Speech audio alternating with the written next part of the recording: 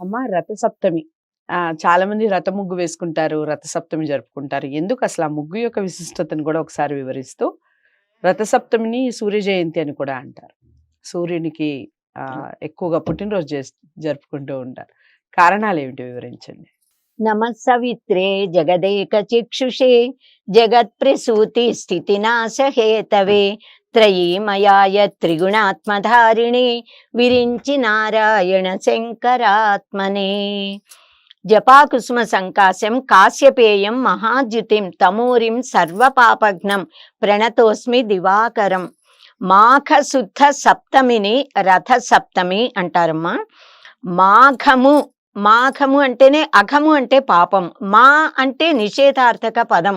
మా అంటే లేదు, వద్దు, కాదు, కూడదు అంటామే, ఆ అర్థం అన్నమాట. మాఘము అనంటే మాకు పాపము వద్దు, పుణ్యమే కావాలి అని అర్థం కదా. పాపం వద్దంటే మనందరికీ పాపాలను తొలగించేది, పాపాలను తొలగించుకునే అవకాశం ఇచ్చేది, పుణ్యాన్ని కలిగించేది అయిన మాసము ఏది అంటే మాఘమాసం. అలాంటి మాఘమాసం, అసలు మన మాఘమాసము అనగానే రథసప్తమి గుర్తొస్తుంది. వసంత పంచమి, రథసప్తమి, శివరాత్రి, భీష్మ ఏకాదశి ఇవన్నీ మనకి స్ఫురిస్తూ ఉంటాయి. కానీ మాఘమాసం అనగానే ముందు గుర్తొచ్చేది సూర్య ఆరాధన. మాఘమాసం అనగానే సూర్యోపనిషత్తు చెప్తారా అమ్మ, సూర్యుడి గురించి చెప్తారా అని అడుగుతూ ఉంటారు చాలా మంది.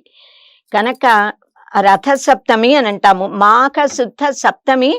రథసప్తమి ఎందుకైంది అంటే అదితిదేవి కశ్యప మహర్షి వాళ్ళకి జన్మించిన సంతానం అందరినీ ఆదిత్యులు అని అంటారు. అదితి సంతానం, ఆదిత్యా అపత్యం పుమాన్ ఆదిత్య.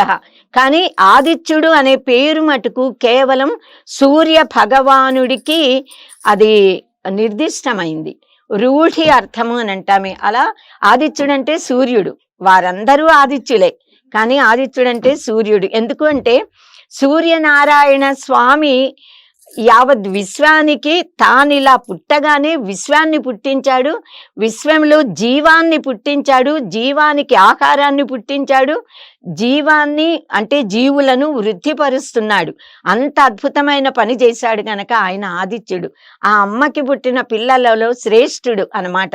అలా ఇంకా పుట్టిన మరుక్షణానే పరమద్భుతమైన రథాన్ని ఎక్కి ప్రయాణం సాగించాడు. అందుకని కూడా రథ సప్తమికి అంతటి ప్రాముఖ్యత అనేది ఉంది. ఈ అద్భుతమైన రథం ఎక్కి లోక రక్షణ కోసం ఈయన బయలుదేరి వెళ్ళిన రోజు రథ సప్తమి. ఏ రోజు, అందుకే సూర్య జయంతిగా కూడా మనం జరుపుకుంటాము. ఆ రోజే ఆయన సప్తమి నాడే, మాఘ శుద్ధ సప్తమిన ఆయన జన్మించాడు, రథంలోకి ఎక్కాడు, ప్రయాణం సాగించాడు. కనుక సప్తమి తిథి అయితే అది సప్తమి తిథిన పుట్టాడు. రథ సప్తమి నాడు ఆ రథములో నుంచి ప్రయాణం సాగించాడు. ఆ ప్రయాణం ఉత్తర దిశగా, దక్షిణ దిశ నుంచి ఉత్తర దిశగా వెళుతున్నాడు. అందుకని కూడా రథ సప్తమి చాలా విశిష్టమైన పర్వదినం. అసలు రథసప్తమి అంటే ఏమిటి, ఆ పేరు ఎందుకు వచ్చింది, ఆ రోజున ఏ దైవాన్ని ఎలా ఆరాధించాలి అనే అనేక సందేహాలు, వీటన్నిటికీ కూడా మనం సంక్షిప్తంగా చెప్పుకుందాము. అసలు రథసప్తమి అని ఎందుకు అంటాము అంటే, ఎన్నో సప్తములు ఉన్నాయి కదా కాలగమనంలో. ప్రతి నెలలో కూడా 2 సార్లు ఏ సప్తమి తిథి నాడు ఆకాశంలో నక్షత్రాలన్నీ రథము ఆకారంలో కనిపిస్తాయో ఆ రోజు రథ సప్తమి. ఆ రోజు తెల్లవారుజామున కనుక మనం సూర్యోదయానికి కొద్దిగా ముందు కనువెలుగు సమయంలో ఆకాశంలోకి చూస్తే స్పష్టంగా ఆ ఉత్తర దిశలో మనకి రథం ఆకారం కనిపిస్తుంది, నక్షత్రాలు. అది రథ సప్తమి. అంటే ఈ విశ్వంలో కేవలం సూర్యనారాయణ స్వామి మాత్రమే 7 కిరణాలు కలిగిన 7 గుర్రాలతో స్వారీ చేయబడుతున్న ఒకే చక్రం కలిగిన తొడలు లేని అనూరుడైన సారథితో నడపబడే పరమద్భుతమైన రథంలో ఎక్కి అంతరిక్షంలో ప్రయాణం చేస్తూ మన చర్మచక్షువులతో, మన మాంస నేత్రాలతో దర్శనం చూడడానికి అవకాశం కలిగించే ప్రత్యక్ష పరమాత్మ. ఈ సూర్యనారాయణుడిని చూసినట్టుగా మిగతా ఏ దైవాన్ని రాముడు కృష్ణుడు అవతరించినప్పుడు ఆ కాలాల్లో ఉన్న వాళ్ళు చూశారు, మనం అందరం చూడలేము. మిగతా విష్ణు గాని బ్రహ్మ గాని శివుడు ఏ అమ్మవారు అందరినీ ఎవరిని మనం ఇలా చూడలేము. అసావాదిత్యో బ్రహ్మ, ఈ సూర్యుడిని మటుకు మనం చూడగలుగుతున్నాం కదా. ఆయనే కాలస్వరూపుడు, ఆయనే జ్ఞాన ప్రదాత, లోకులకి వెలుగునిచ్చేది ఆయనే. ఆయన అసలు ఏమాత్రం చలనం లేకుండా ఎక్కడున్నాడో అక్కడే ఉన్నాడని వేదాలు చెప్పాయి. కానీ మన కంటికి సూర్యుడు తూర్పున ఉదయిస్తున్నట్లు ఇలా పడమర అస్తమిస్తున్నట్లుగా మనకి గోచరిస్తుంది. ఇది ఎందువల్ల అంటే భూమి తిరగడం వల్ల అని అనేక కారణాలు చెప్పారు. కానీ సూర్యుడు కదలకపోయినా కదులుతున్నాడు, తూర్పు నుంచి పడమరకు వస్తున్నాడు. పగలు రాత్రిళ్ళు ఆయన సంచారం వల్లే పగళ్ళు రాత్రిళ్ళు ఏర్పడుతున్నాయి. వారాలు మాసాలు సంవత్సరాలు కూడా ఏర్పడుతూ ఉన్నాయి కదా. ఇదంతా సూర్యుడి వల్లే. ఆయన దివ్యమైన రథం ఎక్కి అలా తిరుగుతూ సప్తమి తిథిన ఆయన ఆవిర్భవించాడు కనుక సూర్య జయంతి చేసుకుంటాము. రథమాకారంలో నక్షత్రాలు కనిపిస్తాయి గనక రథ సప్తమి నుంచి ఉత్తరం వైపుకి తిరుగుతూ ఆ రథము ఎండలు ఎక్కువగా, సూర్యకాంతి తేజస్సు ఎక్కువగా వృద్ధి అవుతుంది కనుక కూడా మనం రథ సప్తమి అని అంటాము. రథస్థం భాస్కరం దృష్ట్యా పునర్జన్మ నవిద్యతే అని అంటాము. రథం మీద ఉన్న సూర్యుడిని చూస్తే ఇంకా మళ్ళీ జన్మ ఉండదు, మళ్ళీ పుట్టక్కర్లేదుట, ముక్తి పొందుతారు అని. అంటే మనకి బిగ్ బ్యాంగ్ థియరీ అని సైంటిస్టులు చెప్తారు. ఎన్నో లక్షల ఏళ్ల క్రితం ఏదో ఒక పెద్ద విస్ఫోటనం జరిగింది, ఏవో శకలాలు బయటపడ్డాయి, బాగా ఎన్నో లక్షల ఏళ్ళు చల్లారాక అవి భూమిగా ఏర్పడిందని, ఒకటి సూర్యుడు ఒకటి చంద్రుడు, అలా నక్షత్రాలని బిగ్ బ్యాంగ్ థియరీలో ఏవో చెప్తూ ఉంటారు. కానీ అసలు ఆ విస్ఫోటనం అనేది ఎందుకు జరిగింది, ఏది విస్ఫోటనం చెందింది, అది సైంటిస్టులు ఇప్పటి వరకు చెప్పలేదు, వారెవ్వరికీ తెలియదు. కానీ మన వేదాలలో కోట్ల ఏళ్ల క్రితం వేదంలో చెప్పారు. వేదంలో చెప్పిన మంత్రాల ఆధారంగా రచించబడిన శ్లోకాల ఆధారంగా సైంటిస్టులు అన్ని కనుక్కుంటున్నారు. సో వేదాలలో జ్యోతిర్మండల ఆవిర్భావం గురించి చెప్పారు, సూర్య భగవానుడి జన్మ పుట్టుక గురించి చెప్పారు, శబ్ద బ్రహ్మ స్వరూపమైన ఓంకారం ఎలా ఆవిర్భవించిందో దాన్ని కూడా చెప్పారు. ఆ ఓంకారం మనకి సృష్టి ప్రారంభంలో పరబ్రహ్మ నిర్గుణ నిరంజనమైన తత్వం ఉంది, ఆ తత్వమే శబ్ద బ్రహ్మము.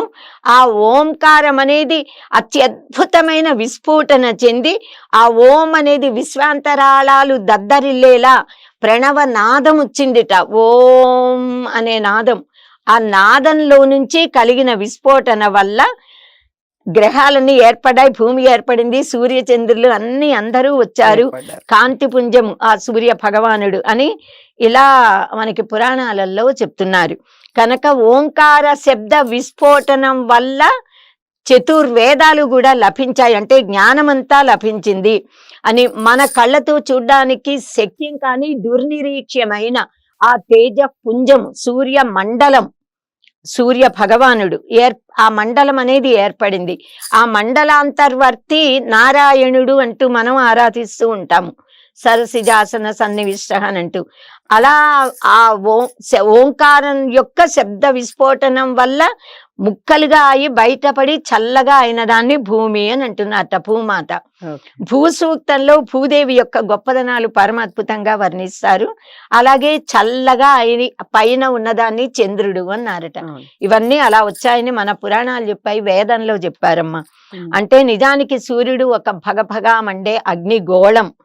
ఆ గోళంలో నుంచి నిరంతరంగా ఇప్పటికి కూడా ఓం అనే నాదం, ఓంకార నాదం వినిపిస్తోందని సైంటిస్టులు నాసాలు యంత్ర పరికరాల సహాయంతో ఇప్పుడు చెప్పారు.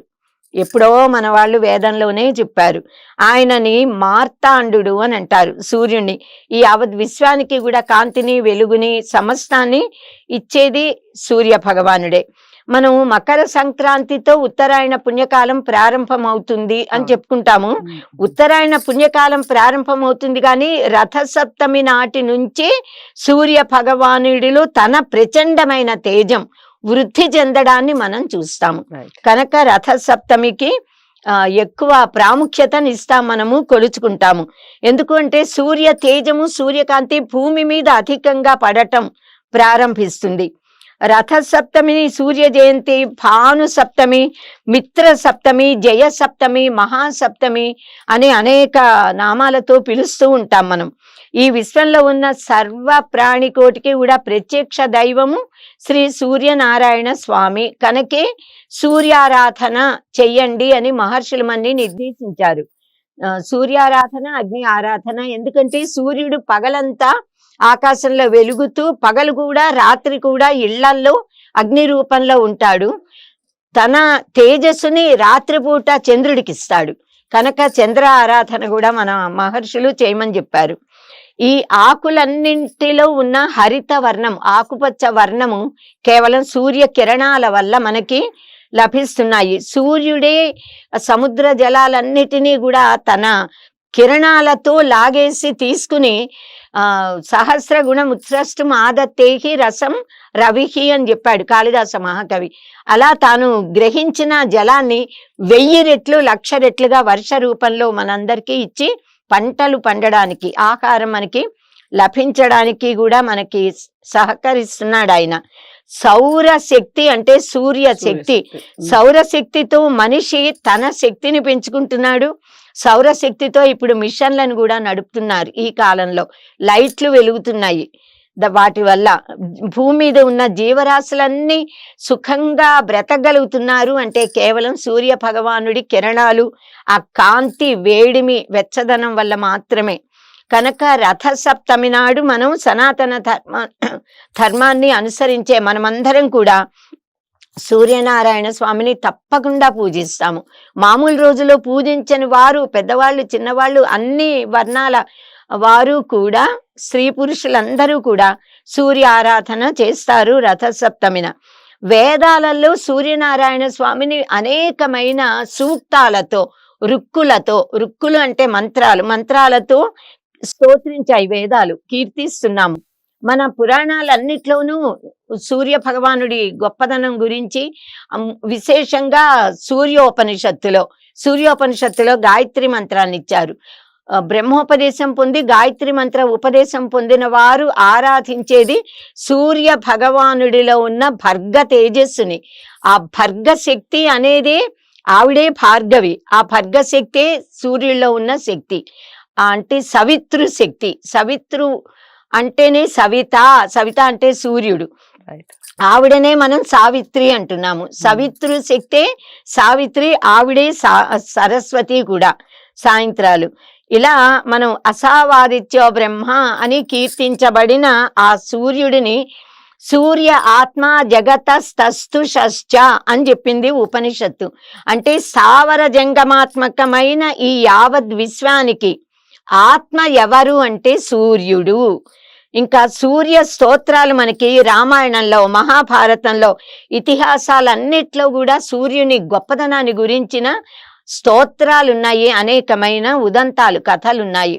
సప్తాశ్వరథమారూఢం ప్రచండం కశ్యపాత్మజం శ్వేత పద్మధరం దేవం తం సూర్యం ప్రణమామ్యహం. మనం 7 గుర్రాలు పూంచిన రథం మీద ఎక్కి ప్రయాణించే ప్రచండుడైన కశ్యప మహర్షి యొక్క ఆత్మజుడు కుమారుడైన తెల్లని పద్మాన్ని ధరించిన సూర్య భగవానుడికి మనం నమస్కరించాలి. 7 గుర్రాలు కూడా సూర్యుడి 7 కిరణాలు. ఆ 7 కిరణాలకి సంకేతాలు 7 గుర్రాలు. ఈ 7 గుర్రాలు వేదాలలో ఉన్న 7 ఛందస్సులు అని చెప్తారు. గాయత్రి, త్రిష్టుప్, జగతి, అనుష్టుప్, పంక్తి, బృహతి, ఉష్ణిక్ అనే ఛందస్సులు. ఈ 7 వేద ఛందస్సులే గుర్రాలు. ఈ 7 సూర్యుని కిరణాలు. ఆ కిరణాలకి ఒక్కొక్క కిరణంలో ఉన్న శక్తిని సైంటిస్టులు ఈ మధ్య పరిశోధన చేసి అనేక పుస్తకాలలో మనకి ఇస్తున్నారు రాసి. అవి వేదాలలో ఎప్పుడో చెప్పారు మన మహర్షులు. సప్త వర్ణాలతో ప్రకాశించి ఆ సూర్యుడి సప్త కిరణాలకి కూడా పేర్లున్నాయి. అవేమిటి అంటే సుషుమ్న, హరికేశ, విశ్వకర్మ, విశ్వవ్యచ, సంపద్వసు, అర్వగ్రసు, సావరాడ్వసు అని పేర్లుట. ఈ సప్త వర్ణాలు 7 రంగులు కూడా మనకి శ్వేత వర్ణంలో కనిపిస్తాయి, తెల్లని రంగులా కనిపిస్తాయి. కానీ 7 వర్ణాలు, 7 వర్ణాలు ఉన్నాయి. దాన్నే మనం ఇంద్రధనుస్సులో చూస్తూ ఉంటాము. అవును. జ్యోతిష్ శాస్త్రం, ఖగోళ శాస్త్రాలు సూర్య భగవానుడి గొప్పదనాన్ని గురించి చెప్తాయి. సూర్య గమనం, గ్రహగతుల గమనాల మీద ఆధారపడి ఈ శాస్త్రాలన్నీ కూడా ప్రవర్తిల్లుతున్నాయి. ఖగోళ శాస్త్రం కానీ జ్యోతిష్ శాస్త్రం కూడా. ఈ సూర్య భగవానుడు సప్తాశ్వాలు పుంచిన రథం మీద స్వారీ చేస్తూ మేష రాశి నుంచి అలా మేషం, మిథునం అని అంటే రాశులన్నీ ఇలా ప్రయాణం చేస్తూ మీన రాశి దాకా సంచరిస్తాడు. ఈ 12 రాశులలో సూర్య రథం సంచారం చేయడానికి 1 ఏడాది కాలం పడుతుందిట మన మానవ పరిమాణంలో. అంటే ఒక్కొక్క రాశిలో ఒక్కొక్క నెల ఆయన సంచరిస్తూ ఉంటాడు. ఈ రథ సప్తమి రోజు సూర్యుడు తన సప్తాశ్వ రథాన్నెక్కి ఉత్తర దిశగా ప్రయాణం ప్రారంభించి ఒక్కొక్క రాశిలో 30 రోజులు ఉంటాడు కదా. ఈ విశ్వాన్ని ఒక వృత్తంలా, గుండ్రంగా కనుక వృత్తంలా భావిస్తే దానికి 360 డిగ్రీలు ఉంటాయి అని గణిత శాస్త్రం చెప్తోంది. సూర్యుడు రోజుకు 1 డిగ్రీ చొప్పున కనుక సంచరిస్తూ ఉంటేట 360 డిగ్రీలు కూడా పూర్తి చేయడానికి 360 రోజులు అంటే ఒక సంవత్సర కాలం పడుతుందన్నమాట. అందుకే జ్యోతిష్కులు ఈ సృష్టి చక్రాన్ని 12 రాశులుగా విభాగం చేశారు. ఒక్కొక్క రాశిని 30 డిగ్రీల కింద విభాగం చేశారు. సూర్యుడు ఒక్కొక్క రాశిలో సంచరించే కాలాన్ని 1 మాసము అని పరిగణిస్తున్నారు. మనకి కనిపించే సూర్యుడు ఒక్కడే అయినా కూడా ఈ విశ్వంలో ఇంకా 11 మంది సూర్యులు ఉన్నారు అని వేదంలో చెప్పారు. ద్వాదశాదిత్యుల గురించి చెప్పారు. ఇప్పుడు నేటి పరిశోధకులు కూడా పరిశోధించి వాళ్ళు కూడా అవును 12 మంది సూర్యులు ఉన్నారు అని ఇప్పుడు వాళ్ళు నిరూపించారు. మన భారతీయ మహర్షులు వేద కాలంలోనే వేదాలలో ద్వాదశాదిత్యుల గురించి ప్రస్తావించారు. ఆ ద్వాదశాదిత్యులు ఎవరు అనంటే ధాత, అర్యముడు, మిత్రుడు, వరుణుడు, ఇంద్రుడు, వివస్వంతుడు, త్వష్ట, విష్ణువు, అంశుమంతుడు, భగుడు, పూషుడు, తర్వాత క్రతువు అనేవారు. ఈ 12 ఆదిత్యులు కూడా మన 12 నెలలున్నాయిగా, ఒక్కొక్క ఆదిత్యుడు ఒక్కొక్క నెలకు అధిదైవం. 12 మాసాలకు 12 ఆదిత్యులు కూడా పాలకులు, అధిదైవాలు అన్నమాట. వీరే ద్వాదశాదిత్యులు. వీరి కారణంగానే 12 రాశులు ఏర్పడుతున్నాయి. సూర్యుడు ఒక్క మాసంలో ఒక్కో రాశిలో సంచరిస్తాడని చెప్పుకున్నాం కదా. శ్రీమద్ భాగవతంలో, శ్రీ మహాభారతంలో ఆది పర్వంలో విష్ణుమూర్తి యొక్క ద్వాదశ స్వరూప విభూతులని చెప్పారు. అంటే మనకి సూర్యమండలంలో ఉన్నది విష్ణుమూర్తి.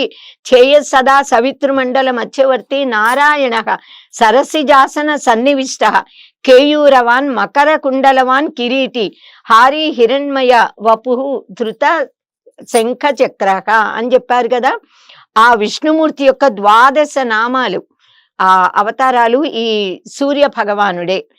ధాతా మిత్ర అర్యమ శక్రు వరుణ స్వంశ ఏవచ భగో వివస్వాన్ పూషాచ సవితా దశమస్తథా ఏకాదశస్తథా త్వష్టో ద్వాదశో విష్ణురుచ్యతే జఘన్యజస్తు సర్వేషాం ఆదిత్యానాం గుణాధికః అని శ్రీకృష్ణ పరమాత్మ ఆదిత్యానాం అహం విష్ణువు అని చెప్పుకున్నాడు కదా.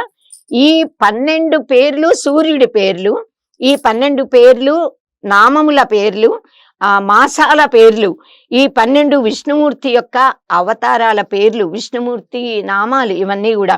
కనుక 12 మంది ఆదిత్యులలో నేను విష్ణువుని అని చెప్పుకున్నాడు ఆయన పరమాత్మ భగవద్గీతలో. మాఘమాసంలో శ్రీ సూర్యనారాయణ స్వామిని మనము అర్కుడు అనే పేరుతో, అర్కనామంతో ఆయన సంచరిస్తాడు కనుక మనం అర్కనామంతో ఆరాధిస్తాము. మాఘ అంటే మా అఖ అని చెప్పుకున్నాం కదా. పాపం లేనిది, పాపము అంటనిది, అంటే పుణ్యాన్ని కలిగించేది. కనుక ఉత్తరాయణం మకర సంక్రాంతితో ప్రారంభమైన రథ సప్తమి నుంచి నిజమైన స్ఫూర్తి మనకి లభిస్తోంది. కనుక ఈ రథ సప్తమి నుంచి వేడి ఎక్కువ అవుతుంది. కనుక రథ సప్తమిని సూర్యగ్రహణంతో సమానమైనది అని మన శాస్త్రాలు చెప్తున్నాయి. కనుక మనమందరం కూడా మన పెద్దవాళ్ళు చెప్పినట్లుగా మన వారందరూ కూడా నిర్వర్తిస్తున్నారు. సూర్యగ్రహణం నాడు కూడా, అంటే రథ సప్తమి నాడు సూర్యగ్రహణ సమయంలో ఎలా అయితే పితృతర్పణాలు వదులుతారో అలా పితృతర్పణాలు, దేవతర్పణాలు, ఋషి తర్పణాలను కూడా రథ సప్తమి నాడు సమర్పిస్తారు. అలా ఇవ్వాలి అనే నిర్ణయాన్ని మహర్షులు మనకి చేశారు. అన్ని జీవరాశులకి కూడా సూర్యుడే సూర్య ఆత్మ జగతస్తస్తు షశ్చ అని చెప్పుకున్నాం కదా, ఉపనిషత్తు చెప్తోంది. కనుక సౌర కుటుంబంలో ఉన్న అన్ని ప్రాణులకి కూడా ఆత్మ సూర్యుడే. భూలోక వాసులకి, త్రిలోక వాసులకి కూడా ఆత్మ సూర్యుడే. స్థావర జంగమమైన వస్తువులకి కూడా సూర్యుడే. అలాగే సూర్య ఆరాధన వల్ల రుణ విమోచనం కలుగుతుంది, రోగాలు పోతాయి, శత్రుబాధలు పీడలు కూడా పోతాయి.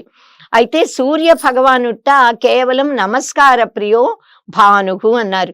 నమస్కరిస్తే చాలు సంతృప్తి చెంది సకల అభీష్టాలని నెరవేరుస్తాట.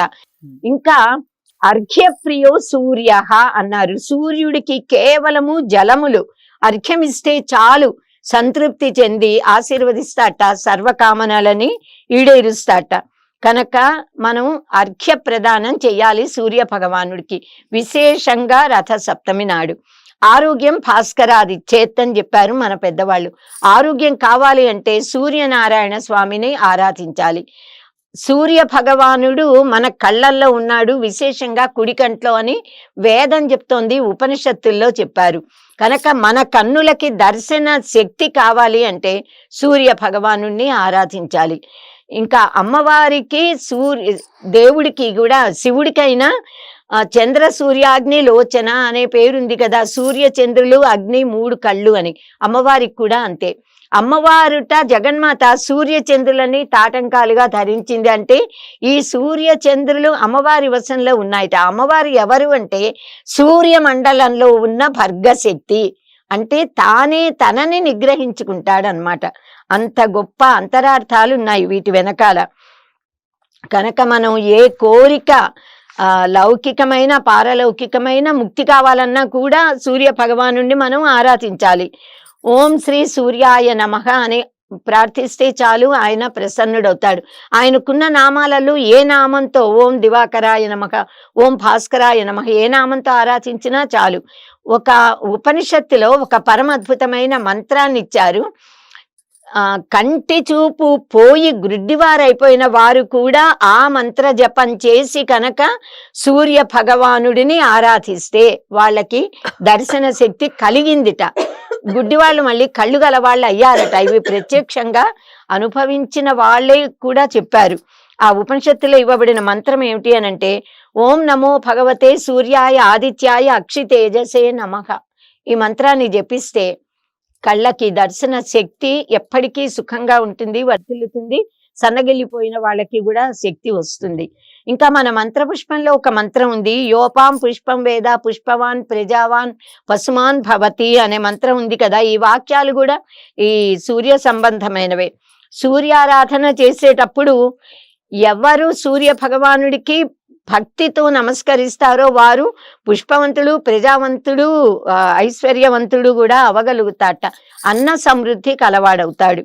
సూర్యకాంతిలోని కిరణాల ప్రభావం వల్ల మన శరీరానికి సహజంగా డి విటమిన్ లభిస్తుంది కదా. ఈ కాలంలో బిల్డింగ్స్ లో ఉండడం, వాకింగ్ సూర్యుడికి మనం ఎక్స్పోజ్ అవ్వడం అంటాము. అంటే సూర్య కిరణాలు మన మీద పడేలా మనం సంచరించట్లా. చిన్నప్పుడు పిల్లలకి ఒంటికి నువ్వుల నూనె రాసి ఇలా వదిలితే మట్టిలో సూర్య ఎండలో కాంతిలో కిరణాల్లో ఆడుకునే వాళ్ళు గనక ఆరోగ్యంగా ఉండేవాళ్ళు. ఇప్పుడు డి విటమిన్లు మింగుతున్నాం మనం. కనుక ఈ సూర్య కిరణాల వల్ల మనకి డి విటమిన్ అనేది చాలా అవసరం, అది లభిస్తుంది. సూర్యకిరణాలు శరీరం మీద తప్పకుండా ప్రసరింపచేయాలి వీళ్ళ ఆరోగ్యాలు బాగుండడానికి అని అనుకుని సంకల్పించే అయి ఉండొచ్చు మన మహర్షులు. సూర్యారాధన, సూర్య నమస్కారాలు, సంధ్యావందనము సూర్యుడికి ఎదురుగా ఉండి చెయ్యండి, అభిముఖంగా ఉండి అని చెప్పారు. ఎండ మీద పడాలి, పడుతుండగా చెయ్యాలి. అలాగే ఆదివారాలు భానుమూర్తికి ఇష్టం గనక భానువారము కిరణాలు పడేలాగా ఆ ఎండ పడుతున్న సమయంలో ఆదివారాలు సూర్యోదయ సమయంలో తలస్నానం చేసి ఓపెన్ ప్లేస్లోకి వెళ్ళి కనుక పరమాన్నము వండి అది సూర్యకిరణాలు ఎండ పడేలా అలా ఉంచి ఆదిత్య హృదయం కానీ సూర్య స్తోత్రాలు కానీ పఠించి దాన్ని నైవేద్యం పెట్టి దాన్ని ప్రసాదంలా స్వీకరిస్తే ఎటువంటి రోగాలు రావు, పూర్ణ ఆయుష్మంతుడై ఉంటాడు అని చెప్తారు. ఇలా 7 కిరణాలుగా 7 వర్ణాలుగా ప్రతిబింబిస్తూ కదిలే సూర్యుడి అశ్వాలు కిరణాలు ఇవన్నీ కూడా రథసప్తమి రోజు మటుకు ఒకే ఒక్క తెల్లని కిరణంలా భాసిస్తూ కనిపిస్తాయి మనకి. ఇలా పిండాండాన్ని బ్రహ్మాండాన్ని కూడా సమన్వయిస్తూ మన మహర్షులు మనకి బోధించారు. మనం 12 ఆదిత్యులుగా భావిస్తున్నవే 12 జ్యోతిర్లింగాలు అని చెప్పారు. శివుడి యొక్క 12 జ్యోతిర్లింగాలు 12 కిరణాలట. సూర్య భగవానుడి యొక్క 12 రూపాలుట, 12 ఆదిత్యులు. 12 ఆదిత్యులుగా ఉన్నది ఒక్క ఆదిత్యుడే, ఆయనే 12గా ఉన్నాడు. ఇవే 12 జ్యోతిర్లింగాల రూపంలో శివుడు మన్ని కటాక్షిస్తున్నాడు అని అంటారు. అలాగే మన దేహంలో ఉన్న పంచ జ్ఞానేంద్రియాలు, పంచ కర్మేంద్రియాలు, ఇంకా మన అంతరింద్రియము అంటే మనోబుద్ధి అహంకార చిత్తములు అనబడే ఒక అంతరింద్రియం. ఇవి గాక నేను అనే అహం అనే స్ఫురణ ఉంది కదా, దాన్ని యజమాని అన్నారు. ఇవి 12. ఈ 12 రూపంలో మనలో ప్రకాశిస్తున్నది సూర్య తేజస్సే, సూర్య భగవానుడే. ఇలా మనం ఆ విశ్వాన్ని మనతో అనుసంధానించి చెప్పారు. ఈ జ్ఞానంతో మనం మనలో ఉన్న సూర్య శక్తి వల్లే మనం పనిచేస్తున్నాము, మన ఇంద్రియాలు పనిచేస్తున్నాయి. నేను అనే వాడిని బ్రతికి ఉన్నాను అనే భావనతో మనం సర్వాన్ని, మన ఇంద్రియాలని, మనస్సుని, నేను అనబడే అహంకారాన్ని సూర్య భగవానుడికి శరణాగతి చేయాలి, సమర్పించాలి. కర్మ జ్ఞానక దశకం మనశ్చ జీవ ఇతి విశ్వసర్గాయ 12థా యో విచరతి స 12మూర్తిరస్తు మోదాయ అని ఈ 12లో ఉన్న శివజ్యోతి, ఆ జ్యోతి శివజ్యోతి, ఆ జ్యోతి పరంజ్యోతి, అదే 12 జ్యోతిర్లింగాల రూపంలో కొలవబడుతున్న సూర్య భగవానుడు అని చెప్పారు మనకి. కనుక సూర్య నమస్కారాలు చేస్తే ఆరోగ్యం బాగవుతుంది అన్నది చాలా మందికి తెలుసు. అందుకే ఎందరో సూర్య నమస్కారాలు చేస్తున్నారు. ఆడవాళ్ళు కూడా, ఆడపిల్లలు మగపిల్లలు అందరూ కూడా ఆరోగ్యం కావాలంటే సూర్యారాధన, సూర్య నమస్కారాలు చేయాలి. సూర్య నమస్కారాలు చేసేటప్పుడు సూర్యుడి యొక్క 12 నామాలని స్మరించాలి. మిత్ర, రవి, సూర్య, భాను, ఖగ, పూష, హిరణ్యగర్భ, మరీచి, ఆదిత్య, సవిత, అర్క, భాస్కరులు ఇవి 12. ఈ 12 నామాలను చెప్తూ సూర్య ప్రీతికరంగా నమస్కారాలు చేయడం వల్ల మన ఆరోగ్యం వృద్ధి చెందుతుంది. కనుక ఓం మిత్రాయ నమః, రవయే నమః, సూర్యాయ నమః, భానవే నమః, ఖగాయ నమః, పూష్ణే నమః, హిరణ్యగర్భాయ నమః, మరీచయే నమః, ఆదిత్యాయ నమః, సవిత్రే నమః, అర్కాయ నమః, భాస్కరాయ నమః అంటూ ఈ ఒక్కొక్క నామము చెప్పేప్పుడు ఒక్కొక్క ఆసనాన్ని వేయాలి. ఒక భంగిమలో సూర్యుడికి నమస్కరించడమే సూర్య నమస్కారము. కేవలం ఇలా నమస్కరించడం కాకుండా ఆసనాలు వేస్తూ వాటిని సూర్య నమస్కారాలు అని అంటాము. ఈ 12 నామాలు చెప్తూ ఒక్కొక్క నామానికి ఉచిత హస్తాసనం, ముందు ప్రణామాసనంతో ప్రారంభించుకోవాలి మొదటిది. కనుక ఆసనము, ఉచిత హస్తాసనం, పాద హస్తాసనం, దక్షిణ హస్త సంచాలనం, పర్వతాసనం, సాష్టాంగ నమస్కార ఆసనం, భుజంగాసనం, పర్వతాసనం, వామహస్త సంచలన ఆసనం, పాద హస్తాసనము, ఉచిత హస్తాసనము, ప్రణామాసనము వేస్తూ ప్రణామంతో మొదలుపెట్టి ఎలా వేశామో మళ్ళీ అలాగే వేస్తూ ప్రణామంతో ముగించాలి సూర్య భగవానుడికి. సూర్య భగవానుడు సర్వరోగ హరుడు, ఆరోగ్య ప్రదాత, అభయ ప్రదాత, ఐశ్వర్య ప్రదాత, జ్ఞాన ప్రదాత, భక్త రక్షకుడు, వీటన్నింటినీ తెలియజేసే ఉదంతాల గురించి రథసప్తమి పర్వదినాన ఆచరించవలసిన విధి విధానాన్ని గురించి మనం ఈ రథసప్తమి అనే ఈ ప్రసంగంలో 2వ భాగంలో తెలుసుకుందాము. కనుక ఇవన్నీ తెలుసుకోవాలనుకున్న వారందరూ కూడా 2వ భాగాన్ని కూడా తప్పకుండా వినండి, వీక్షించండి. స్వస్తి. చాలా చక్కటి వివరణ ఇచ్చారు. రథసప్తమి యొక్క విశేషాలు ఏదైతే ఉన్నాయో అవి ఈ సూర్య భగవాను ఆచరించటం వలన, పూజించటం వలన, సూర్య నమస్కారాలు చేయటం వలన కలిగే లాభాలు ఏమిటి అనేది చాలా చక్కటి వివరణ ఇచ్చారమ్మ. ఇక ఇప్పుడు అమ్మ చెప్పినట్టుగా 2వ ఎపిసోడ్ దీనికి కంటిన్యూషన్ ఉంటుంది. 2వ ఎపిసోడ్ చూడటం వలన పూర్తి విషయాలు మీకు అవగతం అవుతాయి. ఇక 2వ ఎపిసోడ్ కూడా దీనికి కంటిన్యూషనే ఉంటుంది. తప్పకుండా ఈ వీడియో లైక్ చేసి షేర్ చేయండి, ఛానల్ని సబ్స్క్రైబ్ చేసుకోండి. రథసప్తమి వ్రతాచారణ విశేషాలు తదుపరి ఎపిసోడ్లో తెలుసుకుందాం. నమస్తే.